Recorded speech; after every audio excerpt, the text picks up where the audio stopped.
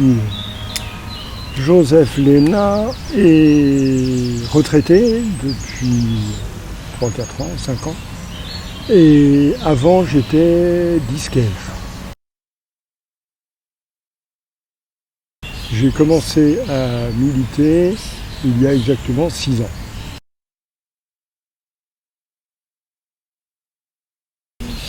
Quand je pensais à ma retraite, un lundi où je ne travaillais pas, j'ai tapé sur mon ordi Ligue des droits de l'homme, parce que je me suis dit qu'est-ce que je vais faire. J'ai assisté à une réunion. À l'ordre du jour, il y avait notamment la permanence accueil de droits des étrangers. Oh ben moi je veux bien aller faire un essai pour voir. C'était il y a 6 ans. Et j'y suis toujours.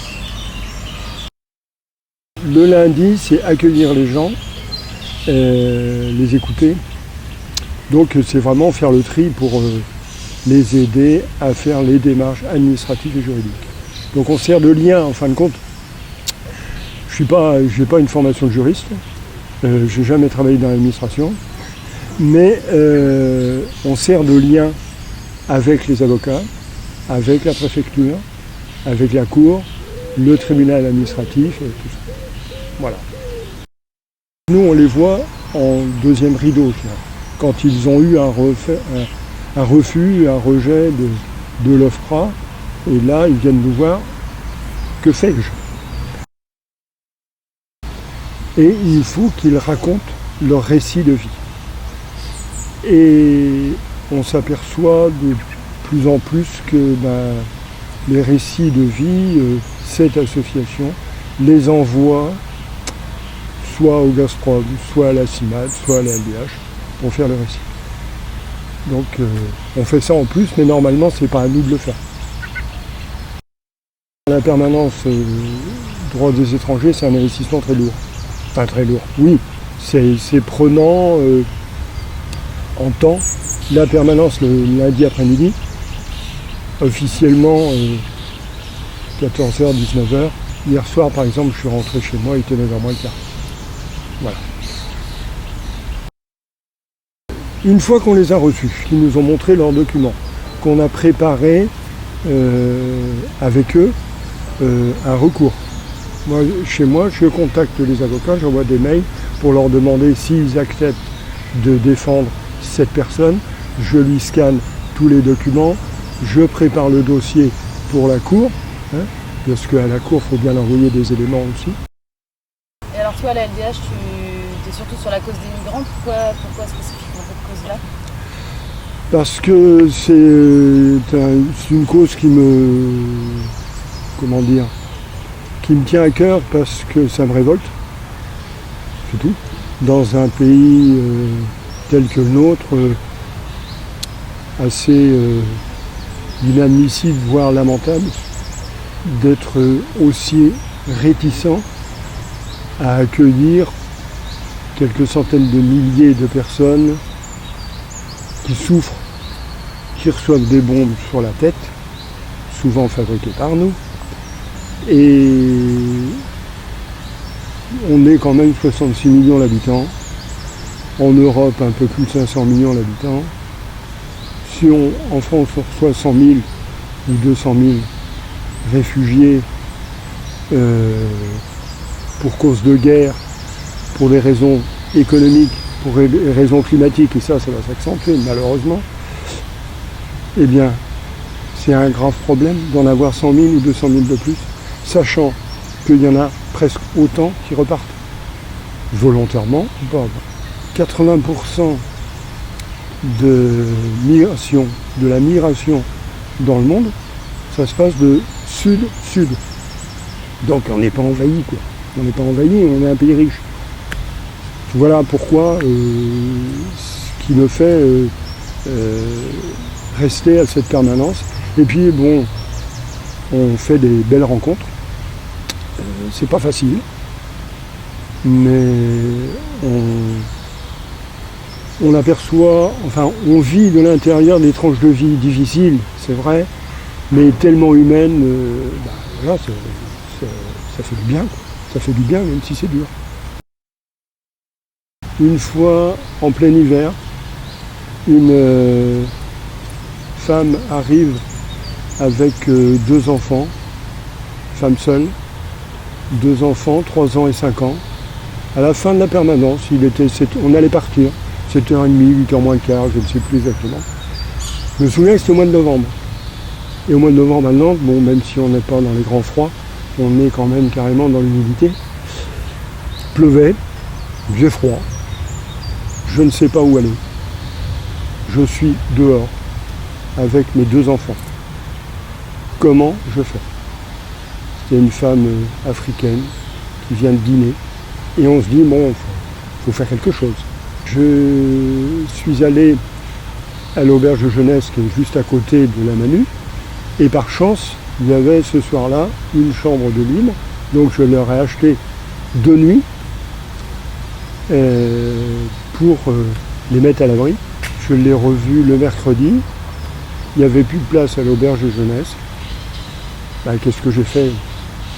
J'ai ouvert ma porte. Puis je lui ai dit, venez camper chez moi.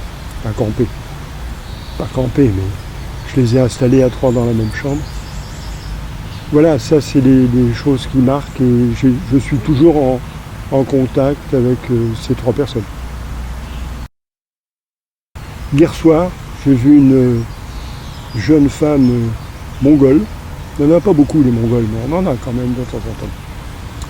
Qui est venue avec son mari. La première fois que je l'ai vue, c'était en 2011, quand j'ai commencé à la permanence. Donc elle est toujours là. Elle parle de mieux en mieux le français. Elle prend des cours. Et son mari aussi. Parce qu'au début, il était très réticent.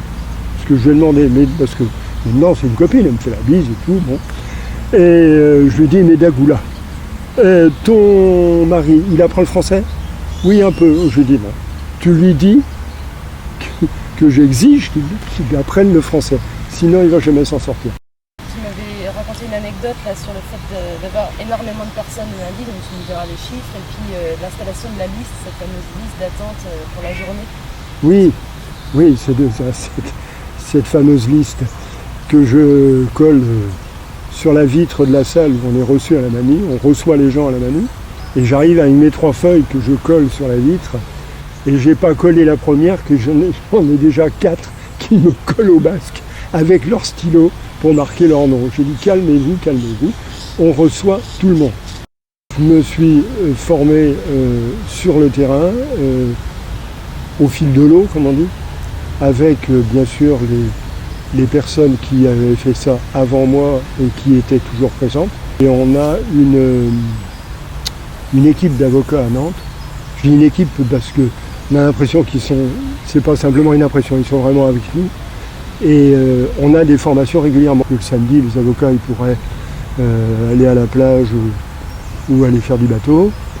Et ben ils ont passé la journée avec nous de 9h à 16h30, 17h pour nous expliquer, répondre à nos questions. Et donc vraiment, ils étaient 6 quand même. C'est pas 1 ou 2, c'était 6. L'évolution des différentes situations et de la situation générale des migrants, malheureusement, ça ne s'est pas arrangé. Des rejets à l'Office français de protection des réfugiés et des apatrides, c'est pratiquement systématique.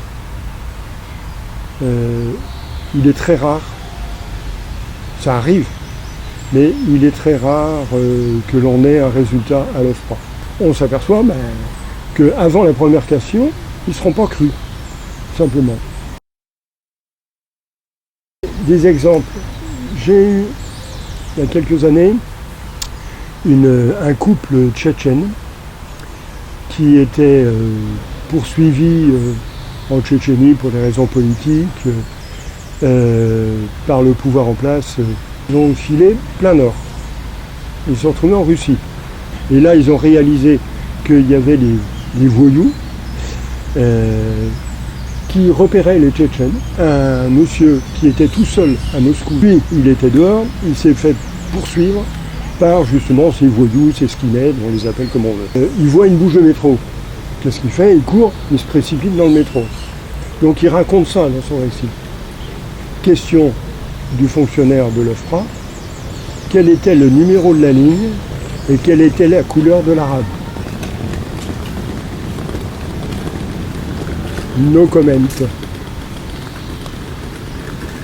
C'est pas tout le temps comme ça, mais ce type de questions qu'on voit dans les entretiens au froid, ça c'est vraiment choquant. Avec les habitants des squats, ça se passe bien, même si il y a souvent, bien évidemment, des tensions, parce que c'est leur vie qui fait ça. C'est pas qu'ils soient capricieux ou quoi que ce soit, et ils survivent dans un squat. Ils survivent, donc les tensions sont exacerbées par la surpopulation, par les conditions de vie qui sont très précaires. Ils ne savent pas où ils vont, qu'est-ce qu'on va devenir demain, est-ce qu'on va être mis dehors, est-ce qu'on va être évacué. Bon, il y en a dans les squats qui sont rendus à leur 3e évacuation, quoi. C'est insupportable. Ils arrivent, tant bien que mal, à s'organiser. Et moi, je trouve que c'est une belle leçon de vie, ça aussi, parce que vivre ensemble, des gens qui ne se connaissent pas, même s'ils sont du même pays, de la même ethnie et tout ça, on n'est pas obligé de s'entendre avec eux. Les Français ne s'entendent pas parce qu'ils sont tous français. Ils sont loin d'être capricieux, contrairement à ce que certaines personnes, même au sein du collectif, pourraient penser. Parce que je trouve qu'ils font des gros efforts.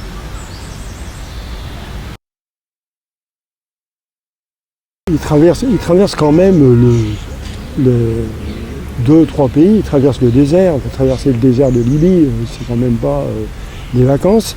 Et une fois qu'ils arrivent à la frontière libyenne, enfin sur la côte libyenne, pardon, c'est une frontière, ben, ils montent dans un bateau, dans un grand Zodiac de 10 ou 12 mètres. Ils sont 300, 400. Et quand ils arrivent, quand ils ont la chance d'arriver à Lampedusa, ben, il en reste 152. Parce que les autres sont tombés à la flotte. J'en connais un qui a perdu l'usage d'un œil après son parcours en bateau. Il a eu des papiers, on a mis 3 ans, ça y est. Ouf, Congo jusqu'à Marseille. Il était dans un conteneur de bateau.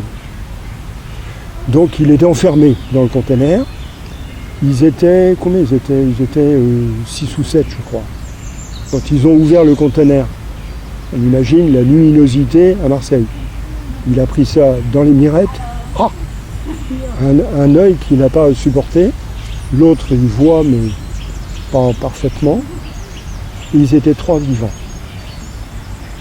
Ils avaient de l'eau et des biscuits pendant le voyage entre le Congo et Marseille. Voilà. Donc, ça se passe de commentaires. Les femmes, il y en a, on les voit moins, nous, dans nos permanences. Je dirais malheureusement, parce que très souvent, bon, d'abord, il y a une partie de ces jeunes femmes qui, du fait de leur vulnérabilité peut-être plus importante, plus de risques, sont pris en charge par des compatriotes de la collectivité du pays en France. Et malheureusement, il y en a quand même une autre partie qui tombe dans les réseaux. Et là, c'est dramatique. On les voit à Nantes. On les voit, il suffit de remonter la rue Paul Bellamy le soir et on comprend. Une femme qui a eu le courage, parce qu'il faut vraiment beaucoup de courage, de dénoncer son proxénète et elle a obtenu le statut de réfugié. Et il me disait, il faut vraiment pousser les femmes que vous voyez lors de vos permanences à dénoncer. C'est pas facile, c'est dangereux, c'est difficile. Il faut vraiment les pousser à dénoncer leur proxénète. C'est positif auprès de la cour. Le cri en sortant du tribunal, cri de joie de cette personne nous permet de tenir une dizaine de jours.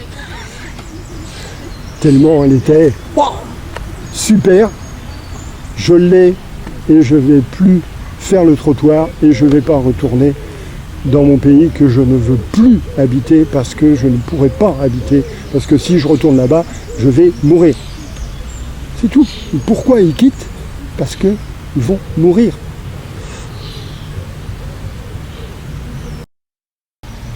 Le lundi soir, les personnes proches qui ont envie de me téléphoner depuis des années savent qu'il ne faut pas déranger Joseph le lundi soir. Disons que la plupart du temps, très souvent, je suis un peu à ramasser à la petite cuillère. Parce que très souvent on prend les claques. C'est des tranches de vie, c'est très formateur, mais la plupart du temps c'est très dur à encaisser.